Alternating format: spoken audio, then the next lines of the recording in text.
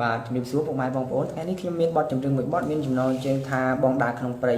បទនេះផងដែរសូមផ្ញើជូនទៅដល់ពុកម៉ែបងប្អូនទាំងអស់ស្ដាប់កំសាន្តឥឡូវនេះរីជាមួយខ្ញុំដូចតទៅ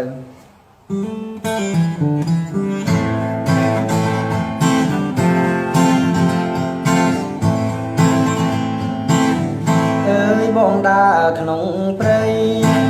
អើពើបងអាយ